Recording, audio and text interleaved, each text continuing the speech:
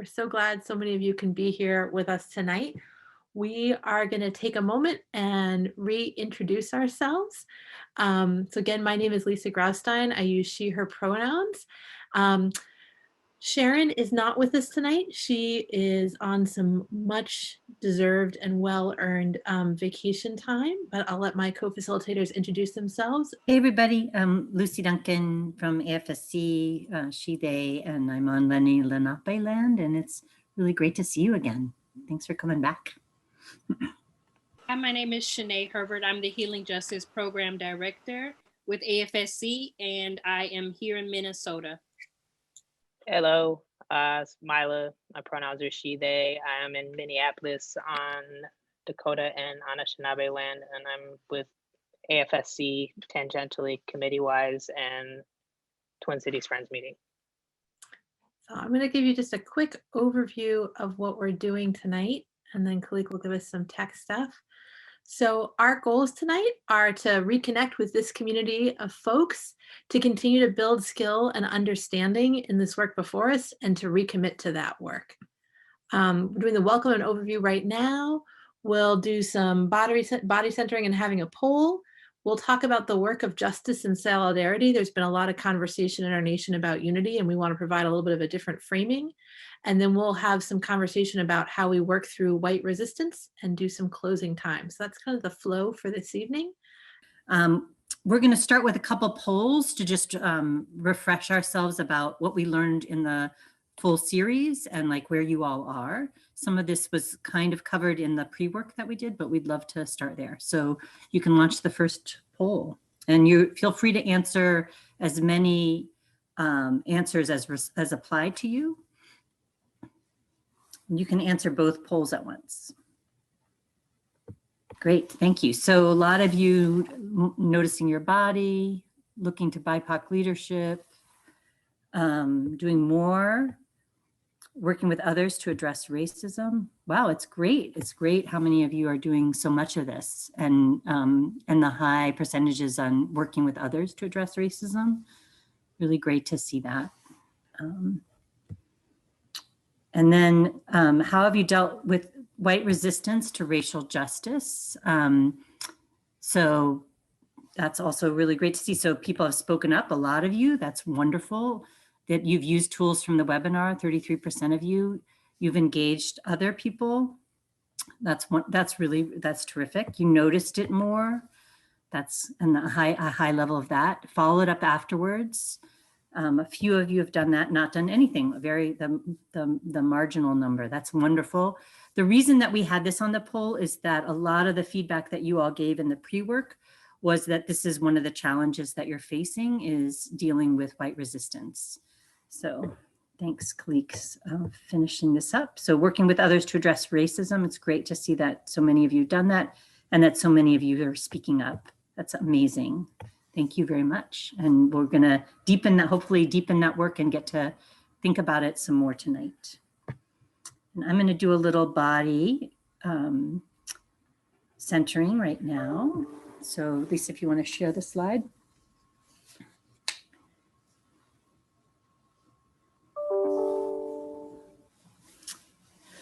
So I wanted to talk a little bit about how important the body is in this work. And I think that we really emphasize somatics and centering and being in the body when we gathered and really intentionally taught that and interwove it in all that we did. And as I've looked back, the times when I was having real big breakthroughs was often when the body was a really big part of it. And one occasion that I may have talked about when we talked before was when I was at a Beyond Diversity 101 with Lisa, and Lisa was doing a lot about the chakras, and we did a chakra dance. And I had a incredible opening in that moment of just realizing so much of my history and my family, the ways that I had learned racism. And it was like a huge, something cracked open in me that day that kept emerging and moving forward. And what I've realized in the last few months, I've started to practice Qigong every day, starting in September. And what I've realized is that that has accelerated this work and the depth of my understanding, kept me really grounded, but also like helped me to grow in my awareness around anti-racism. And I think that that grounding and like calming our trauma responses, as white people, is so critical in order to be able to respond well and effectively, both with other white people and in solidarity with BIPOC folks. So I just wanted to reinforce that. And just like, for me, the biggest accelerants have always been centering and doing more body work. And so I'd encourage you all to continue that as you do this work and make it a real incorporated part of your practice. So I'm going to teach tonight a practice that I've learned. Mila's also learned this from a teacher that we have, Larissa, who's leading a Ritual as Justice course that we're in. And this is a really, really simple practice that you can practice anytime. And what she talks about is just slowing down, like when you need to ground, just slowing down. That white supremacy is fueled by anxiety and by like anxiousness and by a need to rush and urgency. So just slowing down is really, really helpful. Slow down your breath, just slow down yourself and just like take it easy. Yeah, just really slow your pace down. And the other thing that she recommends is to situate yourself in space. So really just look around in the space that you're in and really ground yourself, like what's here, and to sort of feel the sense of space in slowness and just feel yourself in space. Where are you? And I find that really helpful too. And then the last step is what they call hara breathing, or breathing from the belly, and really situating yourself and giving yourself the nourishment of breath. So we're gonna breathe from your belly, and I want you to breathe in really, really deeply, like you're filling a balloon in your belly, and then really release it. And we're gonna do it 9 times. This is part of the Qigong practice that I do, just to start and ground ourselves. So take 9 deep breaths. I'm not gonna count. I want you just to do it on your own.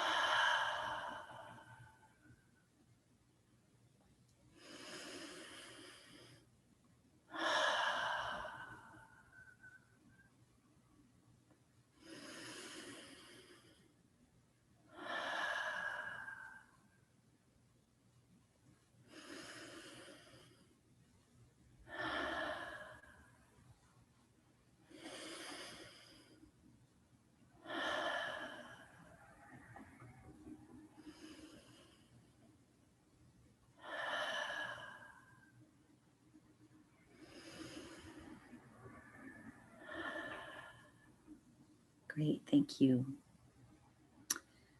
And as I've done this, I've realized that when I was a kid, I used to dance. That was how I like processed emotions and expressed joy. Like I would just dance for hours, put on music and dance. And my brothers teased me out of that. And what I'm feeling is like that my ability to just like bust out and dance has really grown since I've deepened my body practice, and that our ability to dance is a lot about like being in this space together and being able to dance towards justice. So thanks very much. And go to the next slide. And this particular practice is really simple, and I encourage you just to do it whenever you feel like you need grounding.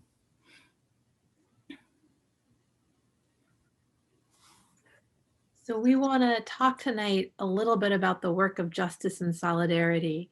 I know I was not alone on Inauguration Day of feeling a tremendous sense of relief at the changing of leadership, and also in the hours after that feeling like that was not what I wanted. I wanted more, I wanted deeper. And with all the talk for unity, we wanted to unpack that a little bit. And instead of focusing on unity, focus on justice and solidarity. That just calling for unity is skipping a lot of important steps. And so the pieces we're going to be talking about tonight are about honest truth telling, about what is and has happened, about asking what is my part and how am I a part of the white supremacy and oppression that is in our nation? Because if I can start to change it here, I'm going to be more effective at changing it out there. At looking at what is required to repair the harm that has been done, and then actually stepping in to do that repair work. And it seems from the poll that many of you are stepping more deeply into that work. So we're really hoping tonight is like a booster for that work and supporting it more deeply. And so I'm going to turn this over now to Mila and Shanae, who are going to talk about this first part about honest truth telling. Hey, everybody. First off, I actually just recognized, like, Lucy, when you were leading us through that grounding, that like something that's changed in my space since we were last together is that like I now have this like altar that has all of my generations on it, or all of my ancestors on it for the last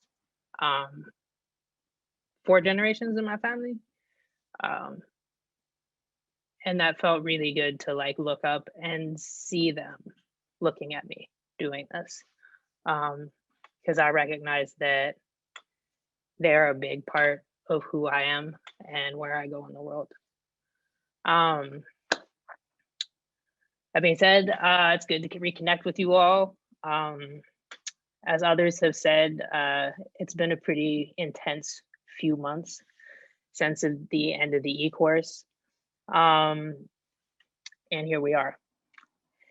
And what I see right now is a really pivotal and kind of defining moment of our times with how we choose to continue the work for justice, right? We all know the last 4 years have been like hella traumatic, especially for most impacted communities like Black, Brown, and Indigenous communities for sure. And that there's been a profound amount of unchecked harm and abuse that has happened during that time. And this is ongoing as well, not limited just to the last 4 years. But now with this new administration coming in, there are all of these calls for us to get back to normal as, you know, and as quickly as possible, right? And there's also this like need to unify. And I find this like fairly troubling because we know that normalcy is code for a return to like the violence and harm of white supremacy. And with this, the additional call to unify with white supremacy, to step back into a relationship with us, right? And it's asking us to do that without requiring any type of accountability for the harm that's happened. And that's not unity, right? For me, that's allowing an abuser to return to a house when no process of redress has happened for their actions. So the justice, the reparations, the liberation, the unity or solidarity, those required in this moment really start with us being able to tell the truth about this relationship and the harm and violence that it has caused, right? And that we have caused, right? And I don't mean that in a shaming way. Like, I really do not mean that in a shaming way. I mean that in a very loving way. It's the truth. And we have to hold that, all of us, you know, that identify as white. And so like in the last month, I was watching the inauguration and I was really moved by the words of Amanda Gorman's poem. And which I can put in the chat here in just a minute. You'll get the, let's see if I can jump in there and do it. Is that right? View at your own leisure. Do you want me to stop the screen share, Mila? No, you can jump to the next slide. That's fine. Thank you. So yeah, I was really moved by her poem. And I put some excerpts here that kind of like caught my attention, because what I noticed afterwards, that what happened was that so many of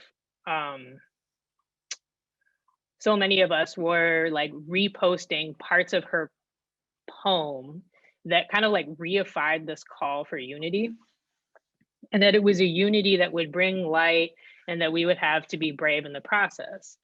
And these posts were like, what I was seeing is that they were completely omitting the other parts of this poem that I've kind of put a few here, that really call us into a reparative process that centered truth telling, right? And calling us towards an actually like a different relationship. So I do invite you to kind of review her poem and sit with it after this class. Because I do feel, as she puts it, right, our ability to live into the light and be brave is contingent on our ability in this moment to tell the truth about who we are. And I believe Shanae has some stuff to add as well. Thank you, Mila. And thank you, Lucy. You know, as you encourage us to breathe, I thought about the role of breath, even in the cruel system of slavery, right? And if you know anything about slavery, there was a lot of humming that happened that the slaves would do. And in my studies, what I read about in the act of humming, humming allowed the enslaved people to get through their condition, right? Something happens in your brain when you hum that soothes your entire system, right? And so it's important that we reenact those things as we're going through very traumatic experiences. And so as we have actually another video that we want to show you by Eddie Glaude, who was on MSNBC. He's a commentator, he's a book writer, he's a professor. And I thought that it was important that as we think about truth telling, just think about his words. So if you could, Lisa, play the video, and then I'll end the conversation with a few words.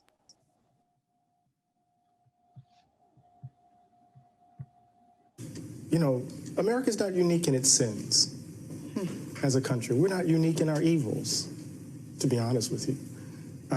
I think where we may be singular is our refusal to acknowledge them and the legends and myths we tell about our inherent, you know, goodness to hide and cover and conceal so that we can maintain a kind of willful ignorance that protects our innocence. See, the thing is that when the Tea Party was happening, we were saying, pundits, oh, it's just about economic populism. It's not about race. When people knew, social scientists were already writing that what was driving the Tea Party were anxieties about demographic shifts, that the country was changing, that they were seeing these racially ambiguous babies on Cheerios commercials, that the country wasn't quite feeling like it was a white nation anymore. And people were screaming from the top of their lungs, yo, this is not just simply economic populism. This is the ugly underbelly of the country. See, the thing is this, and I'll say this and I'll take the hit on it. There are communities that have had to bear the brunt of America confronting, white Americans confronting the danger of their innocence. And it happens every generation. So somehow we have to kind of, oh my God, is this who we are? And just again, here's another generation of babies. Think about it, that 2-year-old had his bones broken by 2 parents trying to shield him from being killed. A woman who has been married to this man for as long as I've been on the planet almost, lost her husband. For what? And so what we know is that the country has been playing politics for a long time on this hatred. We know this. So it's easy for us to place it all on Donald Trump's shoulders. It's easy for us to place Pittsburgh on his shoulders. It's easy for me to place Charlottesville on his shoulders. It's easy for us to place El Paso on his shoulders. This is us. And if we're going to get past this, we can't blame it on him. He's a manifestation of the ugliness that's in us. I've had the privilege of growing up in a tradition that didn't believe in the myths and the legends because we had to bear the brunt of them. Either we're going to change, Nicole, or we're going to do this again and again, and babies are going to have to grow up without mothers and fathers, uncles and aunts, friends, while we're trying to convince white folk to finally leave behind a history that will maybe, or embrace a history that might set them free from being white. Finally. What else? Lord help us. Hey there, I'm Chris Hayes from MSNBC. Thanks for watching MSNBC on YouTube. If you want to keep up to date with the video. I think that it's important that we, as we're confronting racism and acting right in faith, that we confront the inherent goodness that he speaks of, right? The individualism, the premature desire for hope and change without really accountability, right? And reparations or restoration. All of these things require a confronting. So today, as I was watching the impeachment trials, I wrote a few things that I wanted to share with you all. Because what I kept on hearing was those people, right? The footage, the mob, that anger, they, them, those people, they are the relatives of the enslavers that participated in the cruel institution of slavery, right? So breathe. They are the direct descendants of the lynch mobs that lynched thousands of Black people and white people. Breathe. They are the descendants of the people that burned down Black Wall Street or destroyed any possibility of economic success for anyone that wasn't white. Quiet. They are the relatives of those that fought against integration and threatened Black children and families only wanting fair and equal treatment. Reflect. They are the people who live in your neighborhood, clutch their purses, call all Black people thugs at dinner parties, which is code word for nigger, and they use the police department as their own personal protection. Breathe. They are the people in the comment section with racist commentary and the aunt and uncle that you have left to their own devices because they're just crazy. Breathe. As painful as it might be, this footage is who America is. It requires the different use of pronouns. Let's begin with I, we, and us. Acknowledge your part and get your relatives. Act. Thank you, Shanae. So we're talking about these steps tonight in the context of the last few weeks of the United States, but they're global steps that we can take and use for any situation. And so I want to pick up on this piece of, is this who we are? And this is us. That as Shanae was just sharing, when we talk about the people who stormed the Capitol, I know in most of the circles I travel in, we used they language and those people over there. And for me, the invitation of that moment was to see, how am I those people? And how do those patterns of their behaviors show up in our Quaker spaces? Because I don't think I know anybody who was storming the Capitol, but I know a lot of white folks and I know a lot of Quakers. And so I want to talk about that for a minute.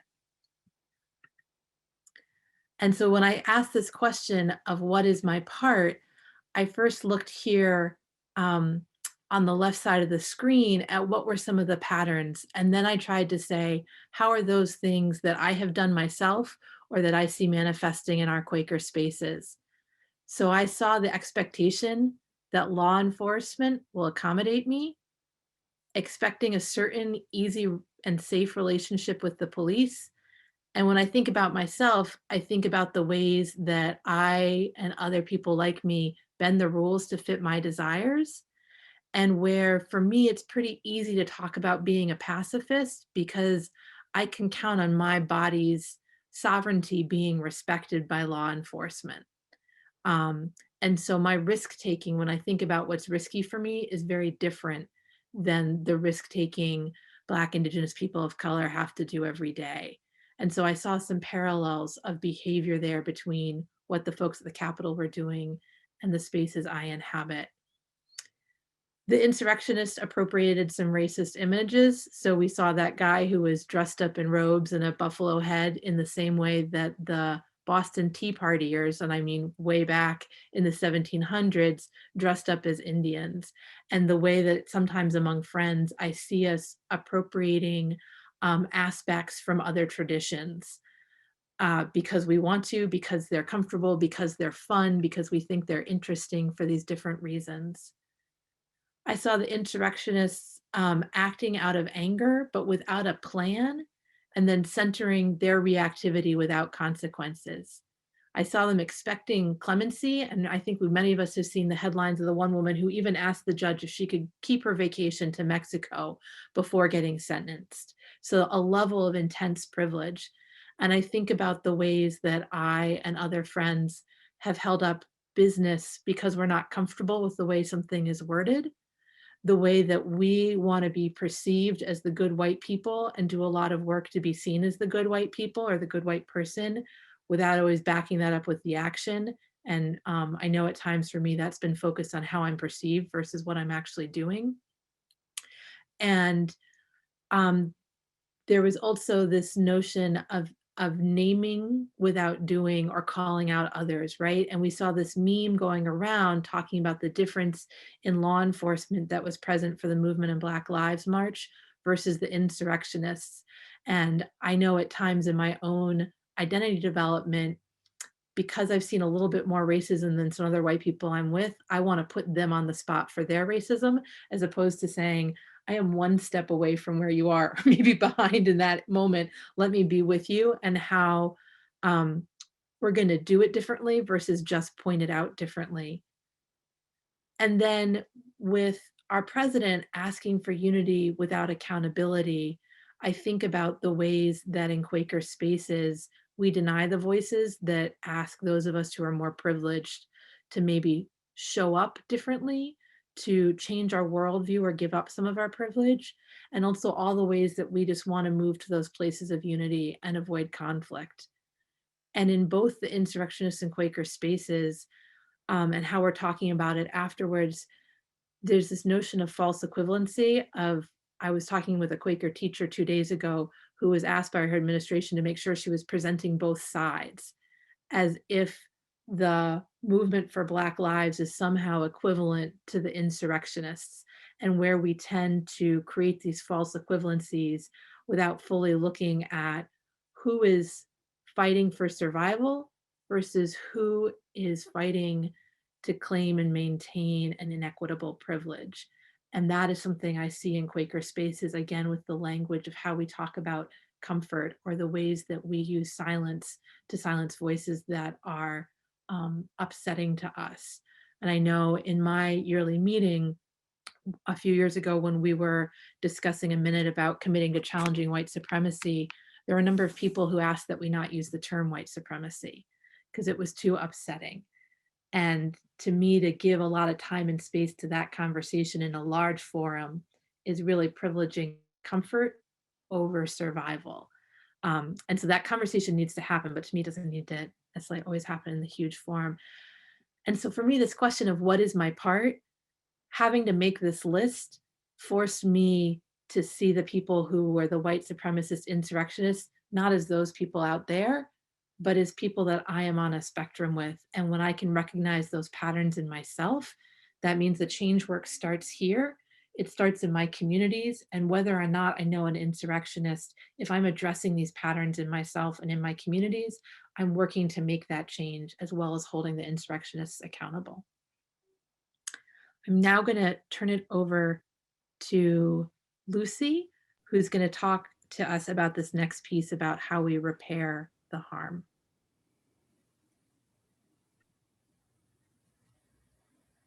Thanks, Lisa. All of that stuff and like looking at it in ourselves is really deep work, but it's the work of changing the system that's in us. And I see that Mary Ruth put something that I'm about to say in the chat. So what we want to look at is, what does real accountability beyond punishment look like? If we're really clear that the carceral system, disproportionately targets BIPOC. There's all this calls for legislation focused on white terrorism, as Mary Ruth is pointing out, that are really going to end up all of the cycles, whether it was 9/11, that have been focused on terrorism, has ended up on disproportionately targeting BIPOC and putting more people into the carceral system.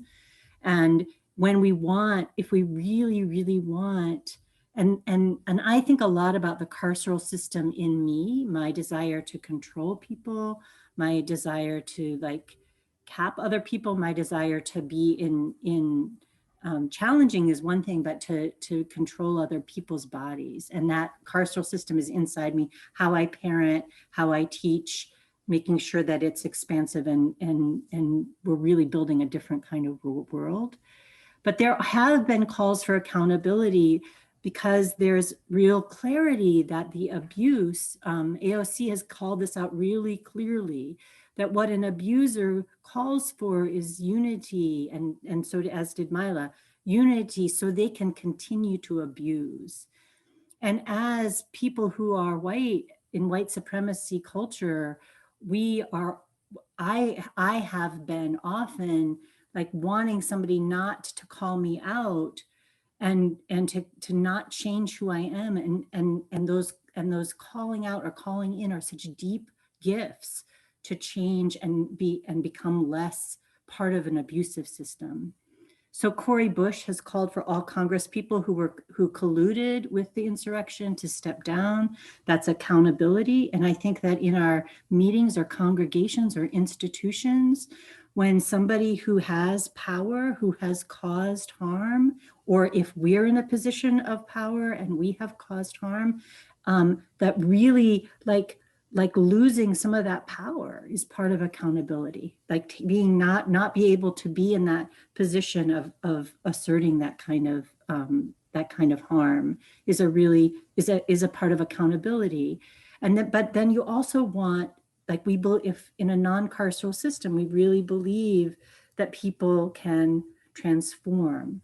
So there was recently an act of harm that happened in AFSC, and the person who was harmed really wanted an accompanier for her so that she could really heal, and for the person who had caused harm so that they could be walked towards deeper accountability and be held accountable, but also have some companionship. And both of those things, people really often lean away from perpetrators and from the person who's harmed. And so you want to not have an abandonment system. You really want to lean in and support people in transformation. And all of this is hard. The punishment system is so deep in the tissues and in our society that it's as I said, deep imaginal work. And it's really important to be really clear when that accountability is really prioritized, when somebody is deeply abusive and is not going to be consensually called into accountability, what we need to do instead, but not draw upon the carceral system. So in instances of harm, when I've caused harm, when you cause harm, it's really, really important to listen deeply to the harm that was caused. From the person who was harmed, if they're, as they're able to say it, to really hear what it is that you did to cause the harm, and take it in, and without defensiveness, to receive it, to really listen to what it is, and to try and alter what it is. I mean, I've had people offer such gifts to offer that story, or people have witnessed me cause harm and have said, look, you really need to look at this thing. And it's been moments of my deepest growth. You also need to apologize in specific terms, including saying, this is how I'm going to work to fix it. Is this going to work for you? These are the things that I've heard you said that might help to repair it. Apologize in specific terms, including your steps for repair. In the case of Yeah, in the case of any piece of harm. And then to really practice changed action and to catch yourself when you don't follow through and really create accountability support. So part of the reason that we wanted you all to be meeting in groups was that those groups can both serve as support, but also accountability for you all so that you can, when you aren't working entirely, operating entirely out of integrity, you can come back into integrity and to really practice that changed action. And often that changed action is going to feel uncomfortable. It's not going to feel like what you normally would pull out. It's not, or what you automatically have. And for me, this deep grounding, this body grounding is a way to be able to practice that changed action. And then check in with the folks who you've harmed with receptivity. And if there's needed added repair, do that. All of this, like, you know, if you've harmed somebody, somebody may not be willing to tell you about it. Somebody who witnessed it may be the person who tells you about it. But these are really the steps. And the beginning part is sort of the steps for accountability in this sort of more systemic way. And then these are the personal accountability that you can offer. Okay, let's go to the next slide.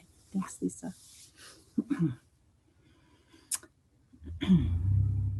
So we want to bring you back in, somebody asks if you have anything to say about addressing harm done by someone considered a narcissist. Yeah, it's really important to acknowledge when restorative justice is not going to work. And in the case of when you can't work on restorative justice with the person who has caused harm, there probably needs to be community accountability as much as possible for that person. And then you need to figure out how to heal yourself if you can't seek it out from the person that's that has harmed you. So we're going to talk about principled solidarity in the case of this situation at this time with Black Lives Matter, with Indigenous folks, with BIPOC in general. I want you to remember some of the ways that we talked about being in principled solidarity that we learned, or ways that you have been. And please go ahead and put those in the chat. Yes, asking 45 to apologize is not realistic, but there can be other accountability. So go ahead and put in the chat other ways that you found to be in principled solidarity from what we learned before, or ways that you have been.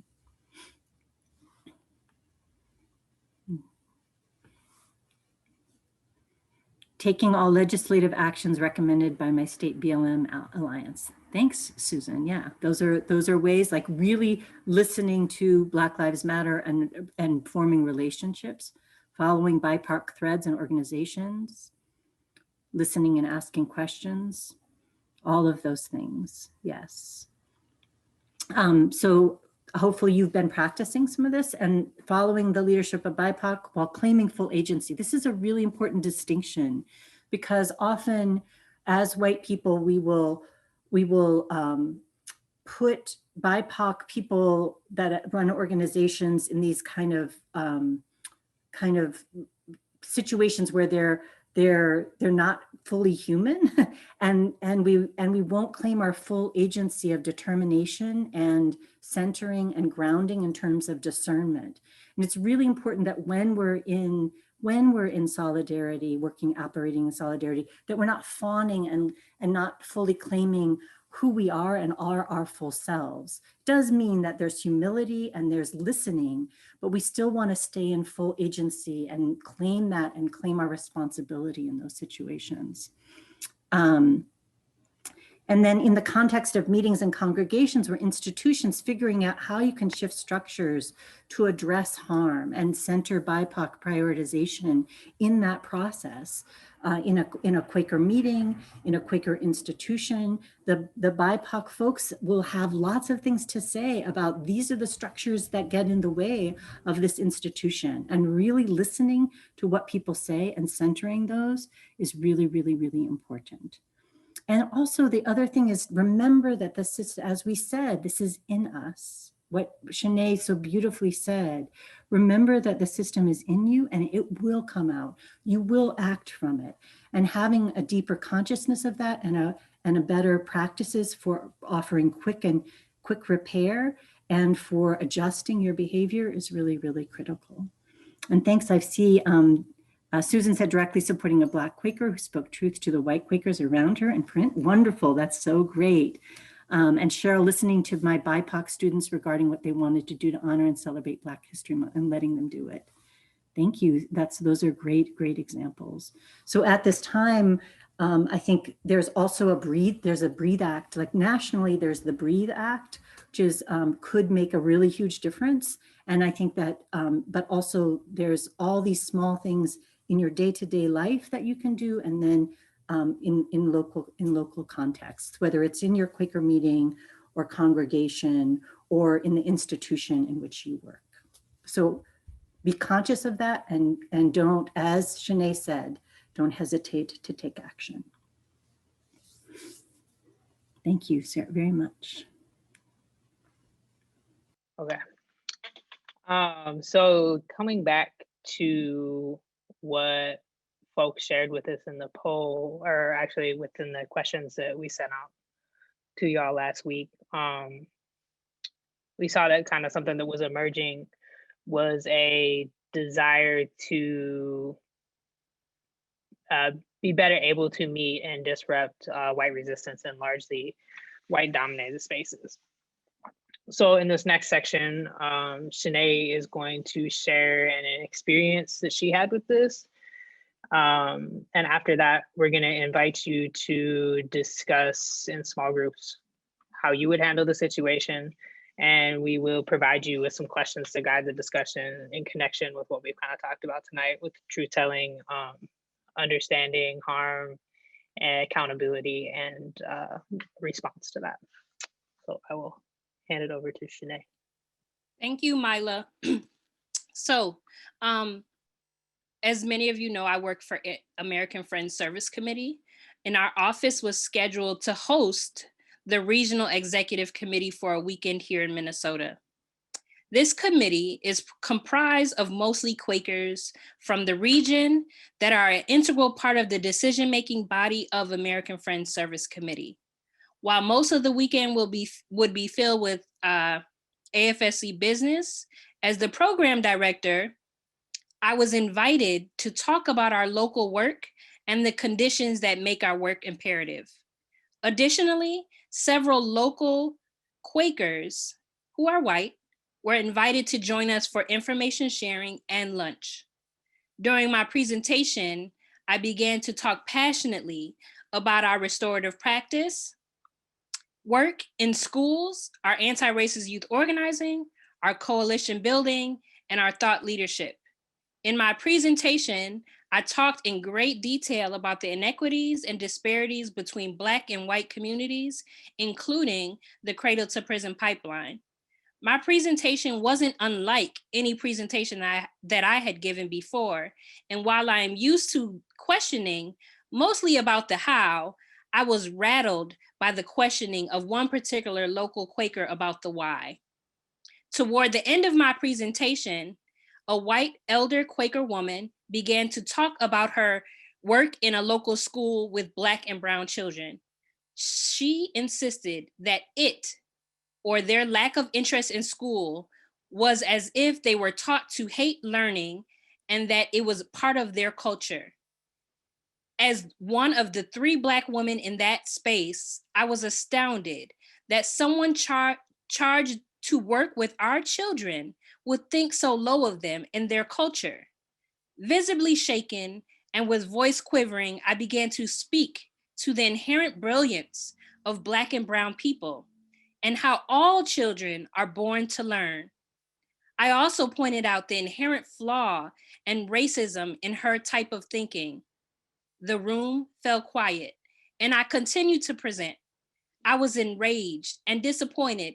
Not a single person in the meeting house that day interrupted this woman or called her to task.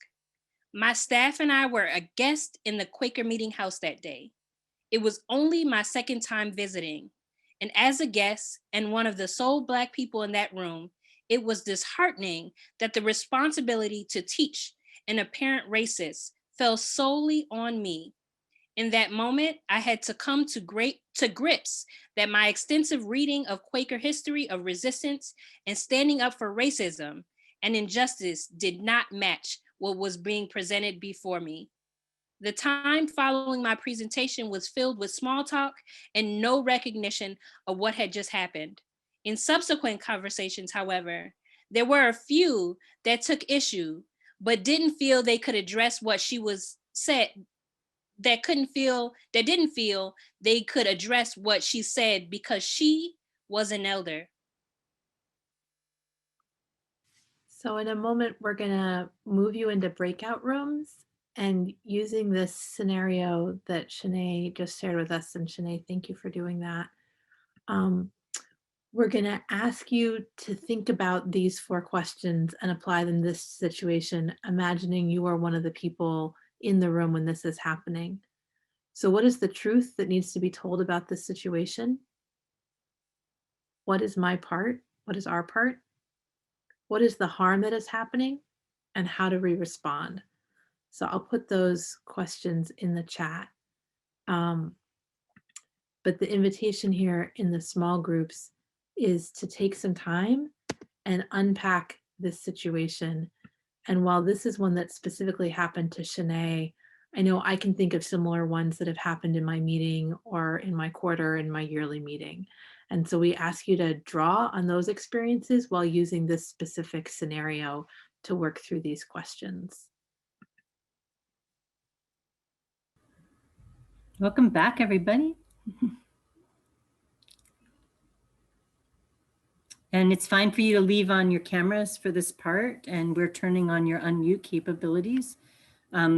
Probably it's good for you to raise your hand because there's a few of us here if you want to talk, but you also can use the chat.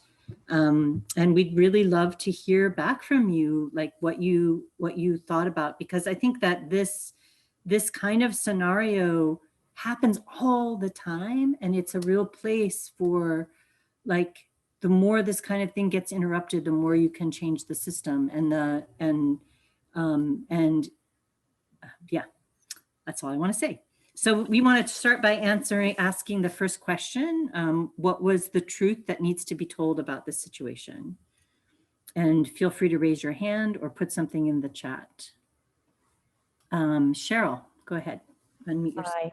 Hi. We had a really nice conversation, and I think basically we were talking about is that you need to speak up. It's difficult, whether it's the culture of the Quaker meeting where we respect our elders and we sit in the space of silence, but is that a retreat and just kind of avoiding, or is that really a reflection piece? And that it is difficult. And one of the members of our group was saying, we just always have to speak up, even when it's hard, and eventually you begin to do it better. Undoubtedly going to make mistakes, but we can't let the speaker of the truth be silenced by someone who was just saying their experiences. So.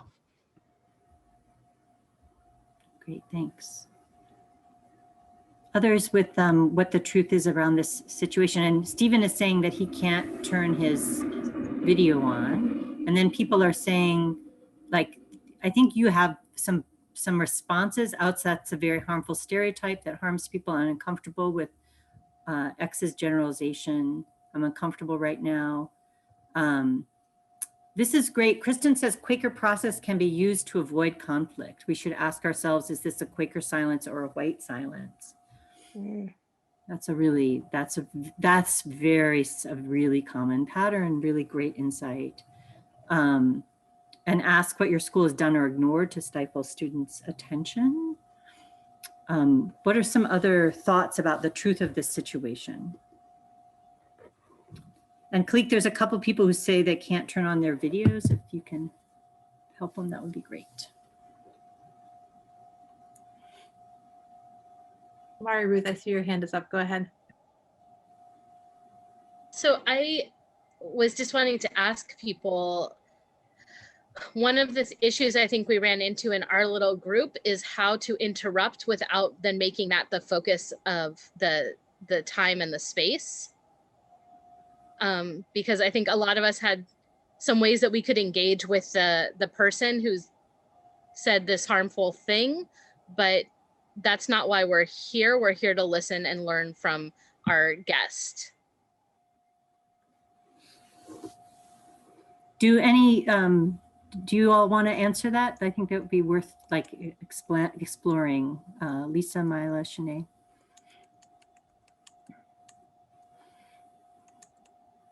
I think I can jump in. Thank you, Mari Ruth, for your question. And for me, because I was a guest, right? It was up to the people that were there to intervene. And you know, however subtly, you know, you deem fit, but inaction in this time, in this particular time, there cannot be like a passive way to engage in these really tough conversations. You have to take a stand. And I that's all I would suggest. Like, there is no room for like silence in these particular situations, because like the saying goes, like, when you're silent, or when you stay silent on things, you're granting permission, right, for them to be.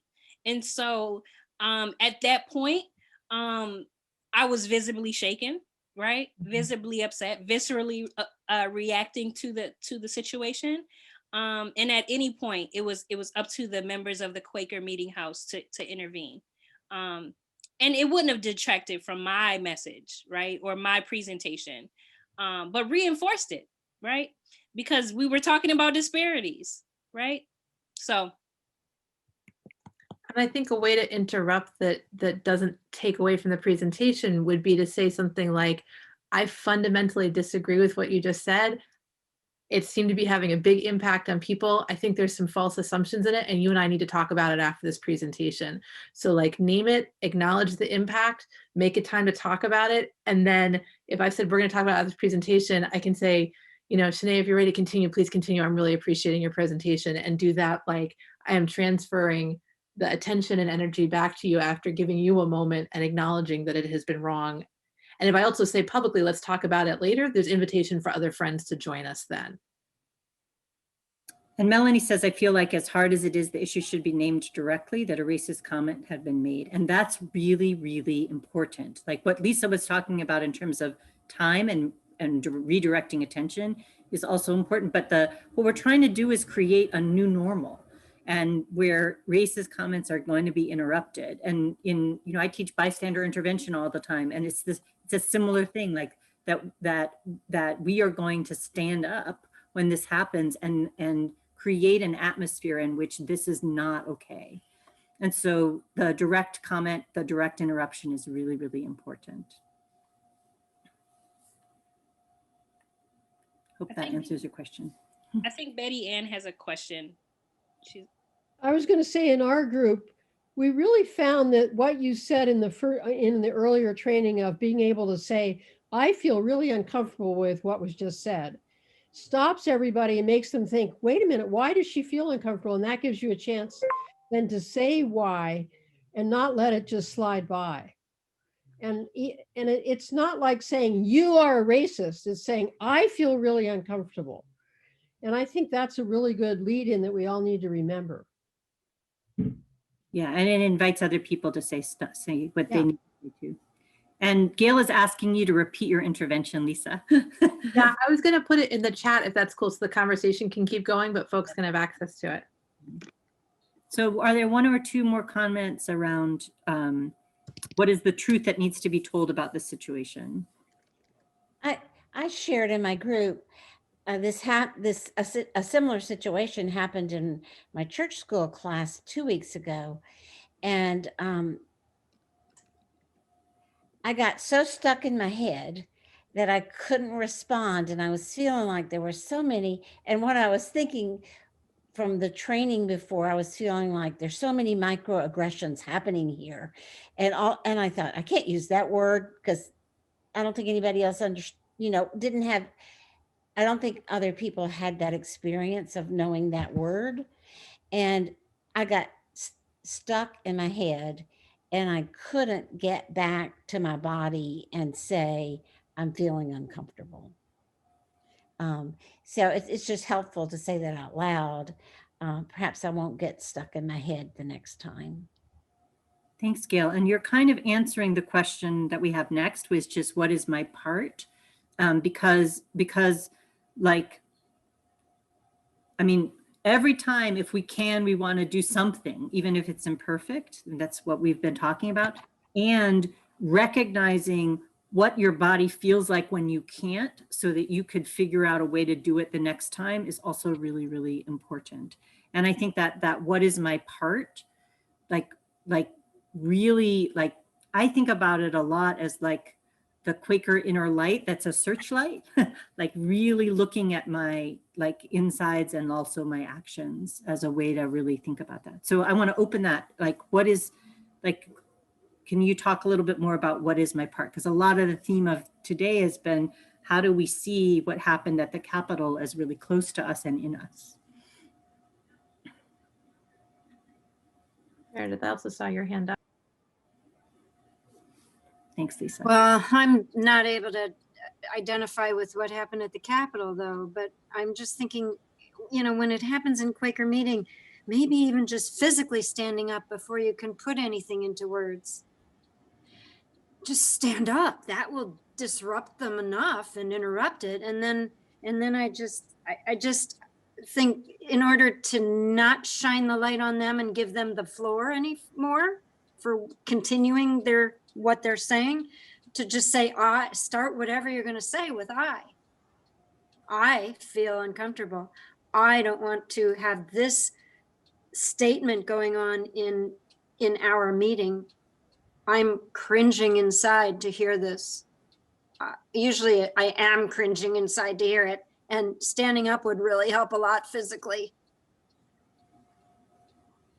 And I also think maybe getting up and standing next to the person who's offended, not the offender. Okay, I confess I cannot read the small print on Shanine's name, but how about standing up and walking over and standing next to Shanine or Janae. Huh? Janae. Sorry. When I have needed to deal with disruptive people, for example, in a Quaker meeting of some sort, I have in the past managed to go and stand behind them or next to them and put my hand on their shoulder. Hey, Brian, Reba's raised her hand. Can we turn it? I mean, she's. I'm sorry. Okay. Reba, go ahead. Actually, I was just going to say that I appreciated most, we talked about how to interrupt. And the one lady, if I understood her, said sort of what was being said by the last two people, standing up. And if I understood her, she's turning to Shanae, like we didn't want to take away, but, and I think I could really do that. I could stand up and say, Shanae, can I say something? Or, and then I think it would come to me what to say. I think it's just interrupting would be difficult for me. I mean, I heard it as openly racist, but I don't know that I would actually say that, but somehow the interruption, I would stand up next time, I believe, and just say, could I say something? I'd figure out next what to do, I think. Shanae, like, what of those interventions feel like really supportive? I mean, I don't want to put you in that position. We're teaching too, but I just wonder, like, if you had anything you wanted to add. You know what, the standing up is a great idea, right? And I because I recognize, right, that the meeting house is a place of reverence, right? I wouldn't ask for anyone to make a scene, right? I know that much. if you came to my church, you couldn't make a scene, right? But the physical standing up is just maybe what would be needed in order for that person to be redirected, right? And then maybe welcoming them into another conversation.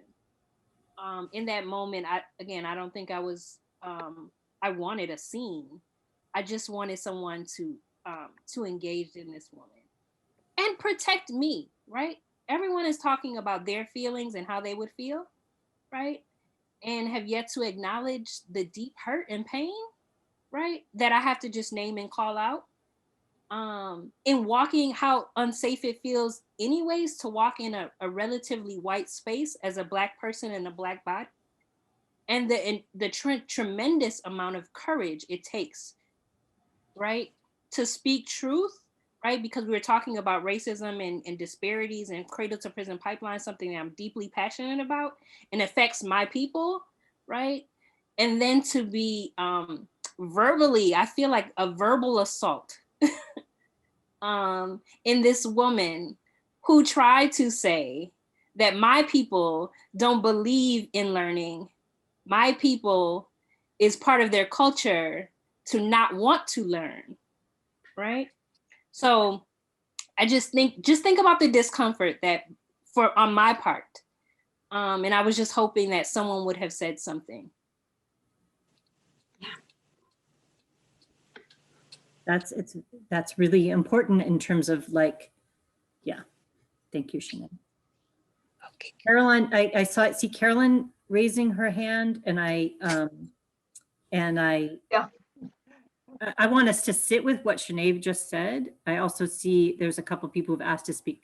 So let's sit for a minute, and then Carolyn, if you want to offer some thoughts. Why don't we go out? Why don't we go out? Carolyn, do you want to speak? I think yes. I was giving a couple of moments for that. Thank you. That's great to do whenever we're meeting in person, but in a Zoom meeting, I'm just trying to figure out how to give that same. Whoa, hey, I'm standing up. That's how you do it. Thanks, Lisa. Mila, you're raising your hand. Go ahead. We have just a few more minutes. Now I got to figure out how to like take my hand down. There we go. Well, I think something I just wanted to acknowledge to this piece is I was in the room for this scenario. I was actually there, and I didn't say anything. And I was very much aware of how harmful it was to Shanae and to the other Black women that were in the room. And I think that it is very easy to sit here and say, I would do this, or this is what I would do, I would stand up. But like the power and culture of silence in our communities is profoundly restricting. And, having worked in education, on and off for 10 years, that's not a space I'm silent in, and other areas of my life. But in a Quaker meeting,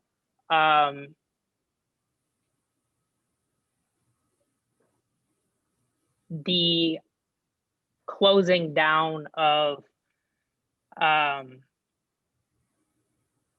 white silence combined with Quaker silence was profound. And I don't want to use that as a justification, right, for what I did, because I recognized how I responded, because me not responding was a response, caused harm, right?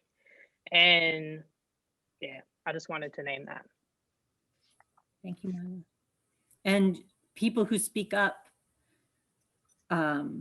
are often marginalized. So it's also really important to know that dynamic too. I'm going to make space for Shanae to talk about something that we talked about when we were here before about white accountability. I do see other people's hands. but we're coming close to the end of our time. So if that's okay, Shanae, if you want to talk about the, I mean, or we can talk about it, whichever you prefer. We were just talking about accountability, and this idea that there may never be resolved, right? So even as you're trying and enacting all of the things that Lucy and Lisa have taught you to do, right? Sometimes the harm and hurt is too deep, and we're unwilling, right, to put ourselves in harm's way or to talk to you about it. So making sure that you decentralize your own feelings and realize that you may not get the acceptance or the pass that you're looking for, right? And that's part of the process, is realizing that you may have burned a bridge, you may have missed an opportunity, and the person that has been harmed doesn't owe you, right? That.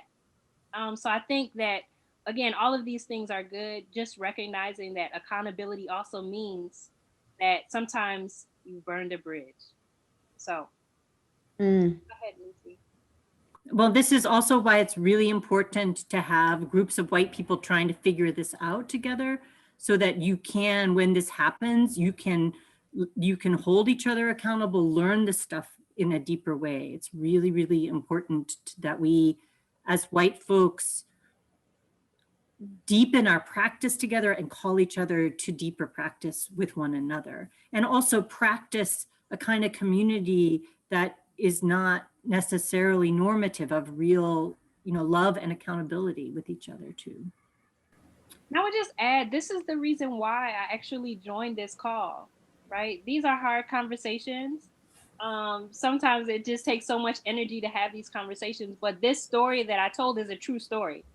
And that is the reason why we have this course. And I decided to join this course because I know that this is important work.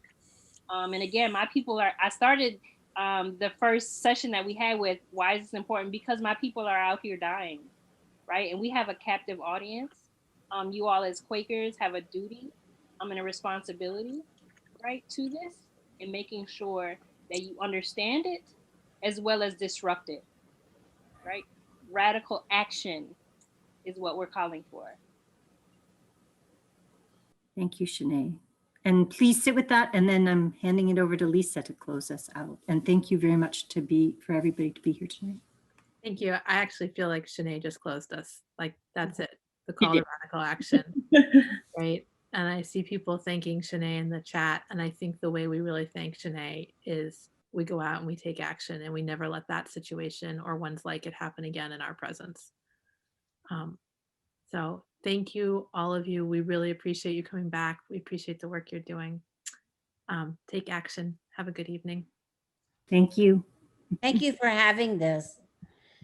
Yeah, lovely to see you all. Thank you for staying in it. Keep up the work.